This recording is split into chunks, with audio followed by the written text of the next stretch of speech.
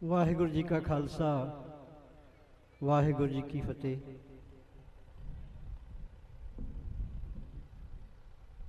मैं गल कित्थों शुरू करा ते किवें करा, ये हमेशा ही मेरे सामने एक सवाल बनया रहिंदा है, क्योंकि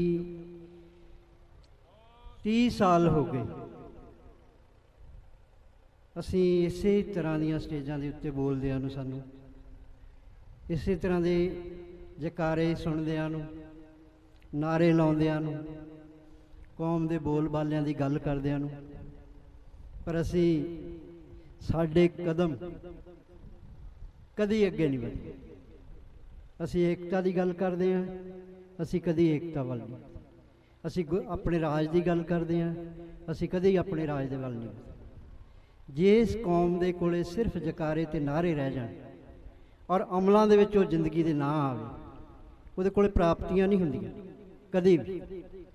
और मैं अपने 40 साल के संघर्ष के तजर्बे चों ये गल कह सकता है कि इसे करके साडे कोल कोई प्राप्तियां नहीं। साडे कोल वड्डियां प्राप्तियां हैं संघर्ष दीयां, उन्हां तो असी मुकरदे नहीं हैं। साडे कोल बहुत वड्डियां प्राप्तियां हैं, पर जिन्ने वड्डे संघर्ष विच जिन्नियां वड्डियां शहादतां होईयां साडीआं, उस दे मुताबिक साडीआं प्राप्तियां जिहड़ियां ओह बहुत थोड़ियां ने ते बहुत निगूणियां प्राप्तियां ने। असी इसे तरह पंडाल में जुड़ते हाँ, बड़े जोश खरोश नाल नारे लाउने हाँ, जकारे छड्डदे हाँ, ते अमलों दे विच असी इसनूं कदी भी नहीं लिआउंदे।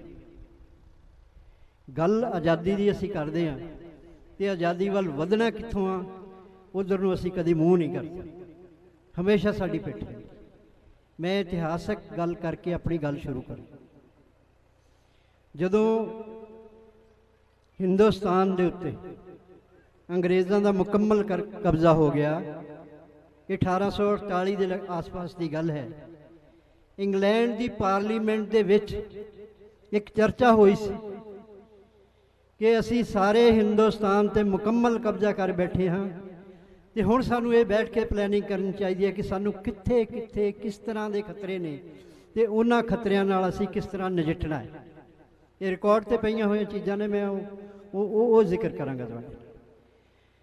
ते उत्थे जदों चर्चा दे विच ये गल सामने आई कि सानू हिंदुस्तान में किधरे भी कोई खतरा नहीं है, जे सानू खतरा है तो पंजाब तो है, तो पंजाब दे विचों सानू खतरा है सिखां दे गुरुद्वारियां तो, जिहड़े स्टेट दे अंदर आज़ाद स्टेट की हैसियत रखते हैं। उत्थे बैठ के जदों सिख सिर जोड़ के बैठते हैं तो अपने राज का सुपना रहिंदा, तो जदों अपने राज का सुपना लैके उत्थे बैठ के जिहड़े मते पकाउंदे ने, तो फिर उन्हां मतिआं नूं अमली रूप देण विच वो लड़ मरदे। तो जे असी हिंदुस्तान ते लम्मा राज करना है तो सानू सब तो पहला सिखां दे गुरुद्वारियां दे उत्ते कब्जा करना पएगा, इन्हां दे प्रबंध दे उत्ते कब्जा करना। उस नीति के तहत साडे गुरुद्वारियां ते कब्जे होए, महंतां ने कब्जे कीते और 100 साल सानू गुलाम रखण विच कामयाब होए अंग्रेज। उस नीति के तहत की वो नीति बदली कि ये साडे गुरुद्वारियां दा प्रबंध साडे कोल आया? बेशक थोड़े समय लिए आया, जदों सिखां नूं ननकाना साहिब दे साके तो बाद समझ आई, जिहड़ा जिक्र होया इत्थे सिंधी सिख दे परिवार नाल जो होया, तो उस तो बाद सिखां विच रोह जागिया, तो फिर ननकाना साहब दा साका होया, तो फिर सिखां ने गुरुद्वारे आज़ाद कराने शुरू किए। असी गुरुद्वारे आज़ाद कराए और उसे ही आज़ादी की लड़ाई दे विचों असी राज दे अंदर एक राज स्थापित किया, जिसनों असी श्रोमणी गुरुद्वारा प्रबंधक कमेटी, ये 1925 में श्रोमणी गुरुद्वारा प्रबंधक कमेटी का एक्ट बनया। और मैं याद करवा दियाँ, श्रोमणी कमेटी बनन तो सिर्फ 70 साल पहला साडा अपना राज सी, महाराजा रणजीत सिंह का राज। उस तो 100 साल पिछे साडी खालसा पंथ का संघर्ष सीगा, बंदा सिंह बहादुर का संघर्ष, मिसलों का संघर्ष, और उस तो पिछे 10 पातशाहियां की जिंदगी सी। इन्ने लंबे सफर के विचों निकल के जो साडा राज गया, उस तो बाद कूका लहर जिहड़ी साडे इतिहास में बहुत वड्डी लहर हुई साडी सिख राज की वापसी वास्ते, उस तो बाद साडी गुरुद्वारा प्रबंध सुधार लहर आई, जिस दे विचों श्रोमणी कमेटी पैदा हुई 1925 में। ਤੇ 1925 ਵਿੱਚ ਜਦੋਂ ਸ਼੍ਰੋਮਣੀ ਕਮੇਟੀ ਪੈਦਾ ਹੋਈ, ਇਸ ਦੇ ਟੀਚੇ ਸਨ ਜਿਹਦੇ ਵਿੱਚ ਅਸੀਂ ਖਾਲਸਾ ਰਾਜ ਦੀ ਵਾਪਸੀ ਦਾ ਸਾਡਾ ਟੀਚਾ ਸੀ, ਪਰ ਅਸੀਂ ਅਮਲ ਨਹੀਂ ਕੀਤਾ। ਮੈਂ ਫਿਰ ਗੱਲ ਉੱਥੇ ਅਮਲਾਂ ਤੇ ਲਿਆਵਾਂਗਾ ਕਿ ਅਸੀਂ ਗੱਲਾਂ ਕਰਦੇ ਹਾਂ ਪਰ ਅਮਲ ਨਹੀਂ ਕਰਦੇ। ਅਸੀਂ ਅਮਲ ਨਹੀਂ ਕੀਤਾ। 1925 ਬਣੀ ਹੋਈ ਸ਼੍ਰੋਮਣੀ ਕਮੇਟੀ 100 ਸਾਲ ਬਾਅਦ ਅੱਜ ਉਹਦਾ ਵਜੂਦ ਖਤਮ ਹੋ ਗਿਆ। ਉਹ ਆਪਣੇ ਵਜੂਦ ਦੀ ਲੜਾਈ ਲੜ ਰਹੀ ਹੈ।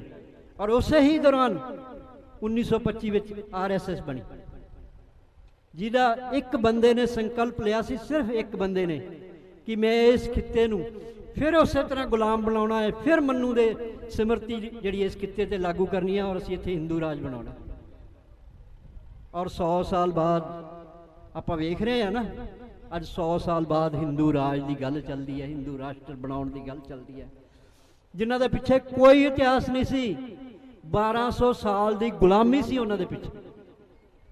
ਉਹਨਾਂ ਦੇ ਕੋਲ ਕੋਈ ਇਹੋ ਜਿਹੀ ਸਿੱਕੇਬੰਦ ਜਥੇਬੰਦੀ ਨਹੀਂ ਸੀ, ਕੋਈ ਇਹੋ ਜਿਹਾ ਪਲੇਟਫਾਰਮ ਨਹੀਂ ਸੀ, ਔਰ ਉਹਨਾਂ ਦੇ ਕੋਲੇ ਕੋਈ ਇਹੋ ਜਿਹਾ ਸਰਮਾਇਆ ਨਹੀਂ ਸੀ ਜਿੱਡਾ ਵੱਡਾ ਸਰਮਾਇਆ ਸਾਡੇ ਕੋਲ ਸੀ। ਅੱਜ ਵੀ ਮੈਂ ਗੱਲ ਕਰਾਂ ਤੇ ਸਾਡੇ ਕੋਲ ਸ਼੍ਰੋਮਣੀ ਕਮੇਟੀ ਦਾ ਬਜਟ ਹਿੰਦੁਸਤਾਨ ਦੀਆਂ ਬਹੁਤ ਸਾਰੀਆਂ ਸਟੇਟਾਂ ਦੇ ਬਜਟ ਨਾਲੋਂ ਜ਼ਿਆਦਾ ਹੈ।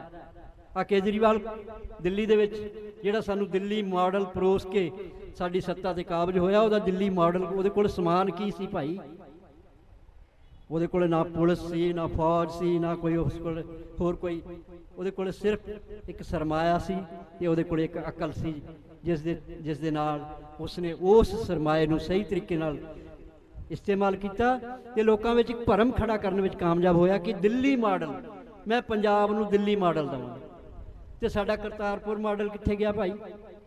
ਜਿਸ ਦੇ ਅਸੀਂ ਵਾਰਸ ਹਾਂ, ਸਾਡਾ ਫਿਰ ਕਰਤਾਰਪੁਰ ਮਾਡਲ ਕਿੱਥੇ ਗਿਆ? ਕਿਉਂਕਿ ਅਸੀਂ ਵਾਰਸ ਬਣੇ ਨਹੀਂ। ਅਸੀਂ ਨਾਅਰੇ ਤੇ ਜਕਾਰੇ ਲਾਏ ਔਰ ਕੌਮ ਨੂੰ ਨਾਅਰਿਆਂ ਤੇ ਜਕਾਰਿਆਂ ਦੇ ਵਿੱਚ ਉਲਝਾ ਕੇ ਰੱਖਿਆ।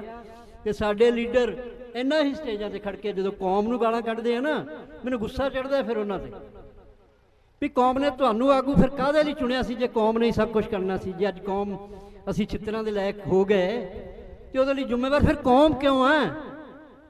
ਕੌਮ ਨੇ ਤੇ 1999 ਦੇ ਵਿੱਚ ਤੁਹਾਨੂੰ ਜੇਲ੍ਹਾਂ ਵਿੱਚ ਬੈਠਿਆਂ ਨੂੰ 5-5 ਲੱਖ ਦੀ ਲੀਡ ਨਾਲ ਜਿਤਾ ਕੇ ਇੱਥੇ ਲਿਆਂਦਾ ਸੀ, ਫਿਰ ਕੌਮ ਕਿੱਥੇ ਜ਼ਿੰਮੇਵਾਰ? 1999 ਦੀ ਜਿੱਤ ਦਾ ਕੀ ਹੋਇਆ? ਉਹਦੇ ਲਈ ਕੌਮ ਜ਼ਿੰਮੇਵਾਰ ਹੈ। 1992 ਦਾ ਜਿਹੜਾ ਬਾਈਕਾਟ ਹੈ ਉਹਦੇ ਲਈ ਕੌਮ ਜ਼ਿੰਮੇਵਾਰ ਹੈ। 1996 'ਚ 17 ਸਾਲ ਬਾਅਦ ਸ਼੍ਰੋਮਣੀ ਕਮੇਟੀ ਦੀਆਂ ਚੋਣਾਂ ਆਈਆਂ, ਜਿਹੜੀਆਂ ਚੋਣਾਂ 17 ਸਾਲ ਬਾਅਦ ਆਈਆਂ, ਸਾਰੀ ਕੌਮ ਜਿਹੜੀ ਬਾਦਲਾਂ ਤੇ ਟੌੜਿਆਂ ਦੇ ਖਿਲਾਫ ਖੜੀ ਸੀ, ਜਿਨ੍ਹਾਂ ਦੀਆਂ ਜ਼ਮਾਨਤਾਂ ਜ਼ਬਤ ਕਰਾ ਕੇ ਆਈ ਸੀ, ਜਿਨ੍ਹਾਂ ਨੂੰ ਇਹਨਾਂ ਸਟੇਜਾਂ ਤੇ ਚੜ੍ਹਨ ਨਹੀਂ ਦਿੱਤਾ ਜਾਂਦਾ, ਉਹਨਾਂ ਨੂੰ ਥਾਲੀ 'ਚ ਰੱਖ ਕੇ ਸ਼੍ਰੋਮਣੀ ਕਮੇਟੀ ਕਿਹਨਾਂ ਨੇ ਦਿੱਤੀ? ਕੀ ਉਹਦੇ ਲਈ ਕੌਮ ਜ਼ਿੰਮੇਵਾਰ ਹੈ? ਕਿਵੇਂ ਜ਼ਿੰਮੇਵਾਰ ਠਹਿਰਾਓਗੇ ਤੁਸੀਂ ਕੌਮ ਨੂੰ? 1999 ਦੇ ਵਿੱਚ ਜਦੋਂ ਭਾਈ ਰਣਜੀਤ ਸਿੰਘ ਨੂੰ ਅਕਾਲ ਤਖਤ ਦੇ ਜਥੇਦਾਰੀ ਤੋਂ ਹਟਾ ਦਿੱਤਾ ਗਿਆ, ਸਾਰੀ ਕੌਮ ਭਾਈ ਰਣਜੀਤ ਸਿੰਘ ਨਾਲ ਖੜੀ ਸੀ। ਤੇ ਜੇ ਭਾਈ ਰਣਜੀਤ ਸਿੰਘ ਘਰੇ ਜਾ ਕੇ ਸੌਂ ਗਿਆ ਤੇ ਉਹਦੇ ਲਈ ਕੌਮ ਜ਼ਿੰਮੇਵਾਰ ਹੈ? 2015 ਦੇ ਵਿੱਚ ਸਰਬੱਤ ਖਾਲਸਾ ਹੋਇਆ। ਸਰਬੱਤ ਖਾਲਸਾ ਦੀ ਤੁਸੀਂ ਆਵਾਜ਼ ਮਾਰੀ, ਅਸੀਂ ਉਹਦੇ ਵਿੱਚ ਸ਼ਾਮਲ ਹੋਏ, ਤੁਸੀਂ ਕੌਮ ਦੀ ਝੋਲੀ ਵਿੱਚ ਕੀ ਪਾਇਆ? ਉਹਦੇ ਲਈ ਕੌਮ ਜ਼ਿੰਮੇਵਾਰ ਹੈ? ਤੇ ਛਿੱਤਰਾਂ ਦੇ ਲਾਇਕ ਦੀ ਫਿਰ ਕੌਮ ਕਿਉਂ ਆ? ਫਿਰ ਮੈਂ ਗੁਰੂ ਮਹਾਰਾਜ ਦੀ ਹਜ਼ੂਰੀ 'ਚ ਕਹਿ ਕੇ ਜੇ ਉਹੋ ਹੀ ਲਫ਼ਜ਼ ਤੁਹਾਡੇ ਲਈ ਕਹਾਂ ਤਾਂ ਫਿਰ ਤੁਹਾਨੂੰ ਕਿਵੇਂ ਦਾ ਲੱਗੇ? ਸੋ ਮੈਂ ਫਿਰ ਗੱਲ ਕਰਦਾ, ਅਸੀਂ ਨਾਰਿਆਂ ਤੇ ਜਕਾਰਿਆਂ ਤੋਂ ਬਾਹਰ ਆਈਏ। ਸਾਡੇ ਸਾਹਮਣੇ ਚੁਣੌਤੀ ਫਿਰ ਖੜੀ ਹੈ ਸ਼੍ਰੋਮਣੀ ਕਮੇਟੀ, ਜਿਹੜੀ 1996 'ਚ ਸ਼੍ਰੋਮਣੀ ਕਮੇਟੀ ਜੇ ਸਾਡੇ ਕੋਲ ਆਈ ਹੁੰਦੀ ਤੇ 1997 'ਚ ਬਾਦਲਾਂ ਦਾ ਰਾਜ ਨਹੀਂ ਸੀ ਆਉਣਾ। 1997 'ਚ ਬਾਦਲਾਂ ਦਾ ਰਾਜ ਨਾ ਆਉਂਦਾ ਤੇ ਫਿਰ ਦੁਬਾਰਾ ਉਹ 10 ਸਾਲ ਰਾਜ ਨਹੀਂ ਸੀ ਕਰਕੇ ਜਾਂਦੇ। ਬੇਅੰਤ ਸਿੰਘ ਜੇ 1992 'ਚ ਬਾਈਕਾਟ ਨਾ ਹੋਇਆ ਹੁੰਦਾ ਤੇ ਬੇਅੰਤ ਸਿੰਘ ਪੰਜਾਬ ਵਿੱਚ ਰਾਜ ਨਹੀਂ ਸੀ ਕਰਦਾ ਤੇ ਸਾਡੀ ਨਸਲ ਕੁਸ਼ੀ ਨਹੀਂ ਕਰਦਾ। 1910 ਸਾਲ ਜਿਹੜਾ ਬਾਦਲਾਂ ਨੇ ਰਾਜ ਕੀਤਾ, ਉਹਦੇ ਵਿੱਚ ਜਿਹੜਾ ਨਸ਼ਾ ਸਾਡੇ ਪੰਜਾਬ ਵਿੱਚ ਆਇਆ, ਉਹ ਸਾਡੀ ਨਸਲ ਕੁਸ਼ੀ ਨਹੀਂ ਸੀ ਹੋਣੀ ਜੇ ਬਾਦਲਾਂ ਦਾ ਰਾਜ ਨਾ। ਤੇ ਜੇ ਇਹਨਾਂ ਸਾਰੀਆਂ ਗੱਲਾਂ ਲਈ ਜਿਹੜੇ ਲੋਕ ਜ਼ਿੰਮੇਵਾਰ ਨੇ, ਉਹ ਆਪਣੇ ਆਪ ਨੂੰ ਬਰੀ ਕਰਨ ਵਾਸਤੇ ਸਿਰਫ ਕੌਮ ਨੂੰ ਛਿੱਤਰਾਂ ਦੇ ਲਾਇਕ ਹੋਣ ਦੀ ਫਤਵੇ ਦੇ ਕੇ ਜਾਣ, ਮੈਂ ਇਸ ਗੱਲ ਨਾਲ ਕਦੀ ਸਹਿਮਤ ਨਹੀਂ ਹੋਇਆ ਔਰ ਅੱਜ ਵੀ ਮੈਂ ਸਹਿਮਤ ਨਹੀਂ। ਕੌਮ ਨੇ ਕਿਹੜੀ ਗੱਲੋਂ ਪਿੱਠ ਦਿੱਤੀ ਹੈ ਮੈਨੂੰ ਦੱਸੋ? ਜਿਹੜੀ ਕੌਮ ਬਾਕੀ ਸਭ ਕੁਝ ਦੀ ਗੱਲ ਛੱਡੋ, ਜਿਹੜੀ ਆਪਣੀ ਕੌਮ ਸਿਰ ਵਾਰਨ ਤੱਕ ਜਾਵੇ ਤੁਹਾਡੇ ਪਿੱਛੇ, ਸਿਰ ਐ ਹੱਥਾਂ ਤੇ ਲਈ ਫਿਰਨ, ਦੱਸੋ ਕਿੱਥੇ ਲਾਉਣਾ ਹੈ ਸਿਰ? ਕਿ ਉੱਥੇ ਫਿਰ ਕੌਮ ਕਿੱਥੇ ਜ਼ਿੰਮੇਵਾਰ? ਅੱਜ ਵੀ ਮੈਂ ਇਹ ਗੱਲ ਕਹਿਣਾ, ਕੌਮ ਕਿਤੇ ਵੀ ਜ਼ਿੰਮੇਵਾਰ ਨਹੀਂ। ਬਰਗਾੜੀ ਮੋਰਚਾ ਲੱਗਾ, ਕੌਮ ਨੇ ਕਿੱਥੇ ਪਿੱਠ ਦਿੱਤੀ? ਕਿਹੜੇ ਹਿੱਸੇ 'ਚ ਕਿਹੜੇ ਖਿੱਤੇ 'ਚੋਂ ਲੋਕ ਬਰਗਾੜੀ ਮੋਰਚੇ ਵਿੱਚ ਸ਼ਾਮਲ ਨਹੀਂ ਹੋਏ? ਤੇ ਕੌਮ ਦੀ ਝੋਲੀ ਵਿੱਚ ਕਿਹਨੇ ਕੀ ਪਾਇਆ, ਉਹਦੇ ਲਈ ਕੌਮ ਜ਼ਿੰਮੇਵਾਰ ਹੈ।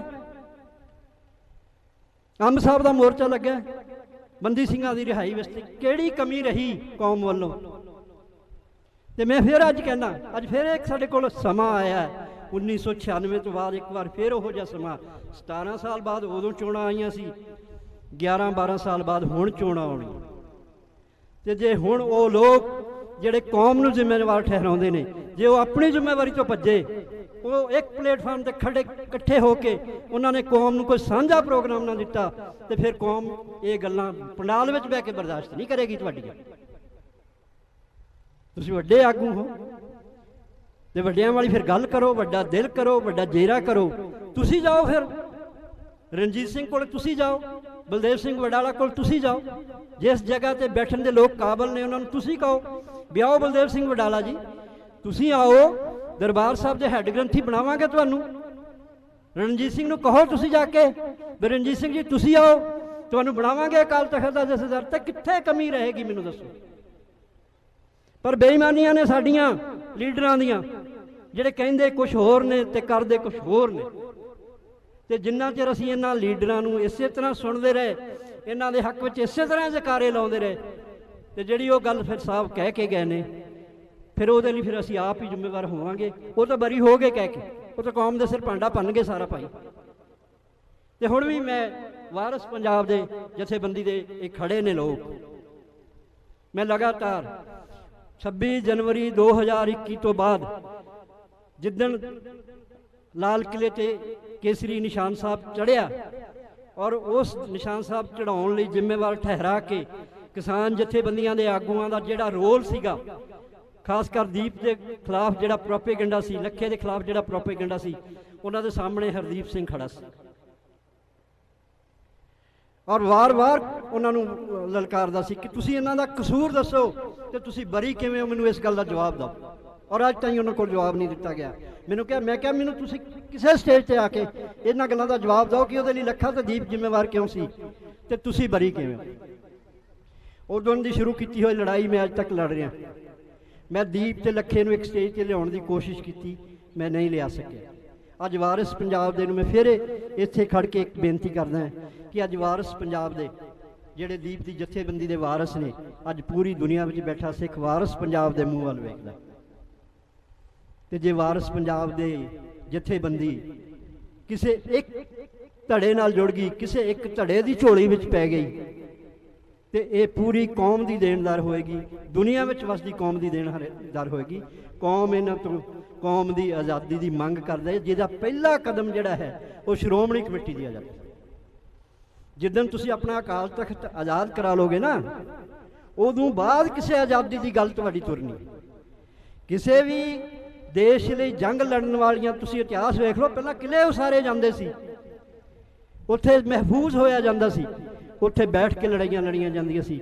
ਤੇ ਜਿੰਨਾ ਚਿਰ ਅਸੀਂ ਆਪਣਾ ਇਹ ਕਿਲਾ ਨਹੀਂ ਉਸਾਰਦੇ, ਆਪਣੀ ਸ਼੍ਰੋਮਣੀ ਕਮੇਟੀ ਆਪਣੇ ਹੱਥਾਂ ਵਿੱਚ ਨਹੀਂ ਲੈਂਦੇ, ਤੁਸੀਂ ਸ਼੍ਰੋਮਣੀ ਕਮੇਟੀ ਜਿੱਦਣ ਤੁਹਾਡੇ ਕੋਲੇ ਹੱਥਾਂ ਵਿੱਚ ਆ ਗਈ, ਤੁਸੀਂ ਦੁਨੀਆ ਦੇ ਸਾਹਮਣੇ ਮਿਸਾਲ ਪੇਸ਼ ਕਰ ਸਕਦੇ ਹੋ ਕਿ ਸਿੱਖ ਇਹੋ ਜਿਹਾ ਰਾਜ ਦੇ ਸਕਦੇ ਨੇ। ਤੇ ਜਿਹੜਾ ਰਾਜ ਤੁਹਾਡੇ ਆਪਣੀਆਂ ਵੋਟਾਂ ਨਾਲ ਆਉਣਾ, ਜਿਹੜਾ ਦੁਸ਼ਮਣ ਤੋਂ ਨਹੀਂ ਲੈਣਾ ਤੁਸੀਂ। ਤੇ ਜੇ ਤੁਸੀਂ ਸਿਰਫ ਨਾਰਿਆਂ ਤੇ ਜਕਾਰਿਆਂ ਤੇ ਰਹੇ, ਔਰ ਸਾਡੇ ਨਾਲ ਹੁੰਦਾ ਕੀ ਹੈ, ਅਸੀਂ ਬਹੁਤ ਜਕਾਰੇ ਛੱਡਦੇ, ਬਹੁਤ ਨਾਅਰੇ ਲਾਉਂਦੇ ਹਾਂ, ਸ਼੍ਰੋਮਣੀ ਕਮੇਟੀ ਦੀ ਆਜ਼ਾਦੀ ਦੀ ਵੀ ਗੱਲ ਕਰਾਂਗੇ, ਪਰ ਜਿੱਦਣ ਸ਼੍ਰੋਮਣੀ ਕਮੇਟੀ ਦੀਆਂ ਵੋਟਾਂ ਬਣਾਉਣ ਦੀ ਗੱਲ ਆਈ ਨਾ, ਸਾਡੇ ਤੋਂ ਵੋਟਾਂ ਨਹੀਂ ਬਣਨੀਆਂ। ਤੇ ਜਿੱਦਣ ਜਿਹੜੀਆਂ ਵੋਟਾਂ ਬਣਨਗੀਆਂ ਉਹੋ ਹੀ ਵੋਟਾਂ ਪੈਣਗੀਆਂ। ਤੇ ਇਹ ਜਿਨ੍ਹਾਂ ਨੂੰ ਅਸੀਂ ਅੱਜ ਮਧੋਲ ਕੇ ਸੁੱਟੇ ਨਾ ਰਾਜਨੀਤਿਕ ਤੌਰ ਤੇ, ਉਹ ਮਧੋਲੇ ਹੋਏ ਨੇ, ਮਰੇ ਨਹੀਂ ਹੈਗੇ ਹਲੇ। ਤੇ ਜੇ ਉਹਨਾਂ ਨੂੰ ਮਾਰਨਾ ਹੈ ਨਾ, ਤੇ ਉਹਨਾਂ ਨੂੰ ਉਹਨਾਂ ਦੇ ਹਥਿਆਰ ਨਾਲ ਮਾਰਨਾ ਪਏਗਾ, ਉਹਨਾਂ ਤੋਂ ਜ਼ਿਆਦੀਆਂ ਵੋਟਾਂ ਬਣਾਉਣੀਆਂ ਪੈਣਗੀਆਂ ਤੁਹਾਨੂੰ ਪਿੰਡਾਂ ਦੇ ਵਿੱਚ ਜਾ ਕੇ। ਤੇ ਜੇ ਤੁਸੀਂ ਉਹਨਾਂ ਨੂੰ ਮਾਰਿਆ ਨਾ, ਉਹਨਾਂ ਨੂੰ ਸ਼੍ਰੋਮਣੀ ਕਮੇਟੀ ਚੋਂ ਬਾਹਰ ਕੱਢਿਆ ਨਾ, ਤੇ ਉਹ ਬਹੁਤ ਛੇਤੀ ਫੇਰ ਵਾਪਸੀ ਕਰਨਗੇ। ਤੇ ਉਹ ਦੂਜੀ ਵਾਰੀ ਜਦੋਂ ਇੰਨੇ ਗੁਨਾਹ ਕਰਨ ਤੋਂ ਬਾਅਦ ਜਦੋਂ ਵਾਪਸੀ ਕਰਨਗੇ, ਤੇ ਫਿਰ ਸਾਡੇ ਨਾਲ ਉਹ ਕੀ ਕਰਨਗੇ, ਸਾਨੂੰ ਬਹੁਤਾ ਕਹਿਣ ਦੀ ਲੋੜ ਨਹੀਂ। ਸੋ ਵਾਰਿਸ ਪੰਜਾਬ ਦੀ ਜਥੇਬੰਦੀ ਨੂੰ ਮੇਰੀ ਗੁਜ਼ਾਰਿਸ਼ ਹੈ ਕਿ ਇਹ ਪੂਰੀ ਮਜ਼ਬੂਤੀ ਨਾਲ ਖੜੇ ਹੋਣ, ਕਿਉਂਕਿ ਯੂਥ ਇਹਨਾਂ ਵੱਲ ਵੇਖਦਾ ਹੈ ਤੇ ਬਜ਼ੁਰਗ ਜਿਹੜੇ ਹੈ ਉਹ ਯੂਥ ਵੱਲ ਵੇਖਦੇ। ਅਸੀਂ ਯੂਥ ਵੱਲ ਵੇਖਦੇ ਹਾਂ। ਅਸੀਂ ਚਾਹੁੰਦੇ ਹਾਂ ਕਿ ਸਾਡੇ ਸੰਘਰਸ਼ ਦੇ ਵਾਰਿਸ ਜਿਹੜੇ ਆਉਣ, ਅਸੀਂ ਆਪਣੇ ਸੰਘਰਸ਼ ਉਹਨਾਂ ਦੀ ਝੋਲੀ ਪਾ ਕੇ ਸੁਰਖਰੂ ਹੋ ਕੇ ਜਾਈਏ। ਮੇਰੀ ਫਿਰ ਇੱਕ ਵਾਰ ਗੁਜ਼ਾਰਿਸ਼ ਹੈ ਵਾਰਿਸ ਪੰਜਾਬ ਦੇ ਨੂੰ, ਤੁਸੀਂ ਮਜ਼ਬੂਤੀ ਨਾਲ ਖੜੇ ਹੋਵੋ। ਇਹ ਸ਼੍ਰੋਮਣੀ ਕਮੇਟੀ ਪਹਿਲਾ ਟੈਸਟ ਤੁਹਾਡਾ ਸ਼੍ਰੋਮਣੀ ਕਮੇਟੀ ਦੀਆਂ ਚੋਣਾਂ ਹੈ। ਤੁਸੀਂ ਇੱਧਰ ਉੱਧਰ ਦੀ ਗੱਲ ਨਾ ਕਰਿਓ। ਜੇ ਤੁਸੀਂ ਇੱਧਰ ਉੱਧਰ ਦੀਆਂ ਦੂਸਰੀਆਂ ਗੱਲਾਂ ਕਰੋਗੇ, ਨਿਸ਼ਾਨੇ ਤੋਂ ਭਟਕ ਜਾਓਗੇ, ਸ਼੍ਰੋਮਣੀ ਕਮੇਟੀ ਹੱਥਾਂ 'ਚੋਂ ਨਿਕਲ ਜਾਏਗੀ ਔਰ ਸਾਡਾ ਪੈਂਡਾ ਹੋਰ ਵਿਖੜਾ ਤੇ ਹੋਰ ਲੰਮਾ ਹੋ ਜਾਏਗਾ। ਇਸ ਲਈ ਮੈਂ ਬਹੁਤ ਕੁਛ ਨਹੀਂ ਕਹਿਣਾ ਚਾਹੁੰਦਾ ਸੀ, ਪਰ ਮੈਂ ਕਦੀ ਵੀ ਗੱਲ ਲੁਕੋ ਕੇ ਨਹੀਂ ਰੱਖੀ, ਕਿਉਂਕਿ ਜਦੋਂ ਤੁਸੀਂ ਗੱਲਾਂ ਲੁਕੋ ਕੇ ਰੱਖਦੇ ਹੋ ਨਾ ਮੇਰੀ ਕਲਮ ਨੇ ਕਦੀ ਗੱਲ ਲੁਕੋ ਕੇ ਰੱਖੀ ਹੈ ਤੇ ਨਾ ਮੇਰੀ ਕਦੀ ਜ਼ੁਬਾਨ ਨੇ ਗੱਲ ਲੁਕੋ ਕੇ ਰੱਖੀ ਹੈ। ਮੈਂ ਕੀਮਤ ਤਾਰੀ ਹੈ ਇਸਦੀ, मैं अगे भी तारन ਲਈ ਤਿਆਰ ਹਾਂ, पर मैं अपनी कौम ਨੂੰ हमेशा सुचेत करता रहा, अगे भी करता रहांगा। इन्हां ही लफ्ज़ां नाल लाश खिमा दा जा चुका है। वाहिगुरू जी का खालसा, वाहिगुरू जी की फतेह। बोले सो निहाल, सत श्री अकाल। वाहिगुरू जी का खालसा, वाहिगुरू जी की फतेह। इस तो अगले बुलारे साडी सत्कारयोग शख्सियत सरदार नारायण सिंह जी चौड़ा साहब।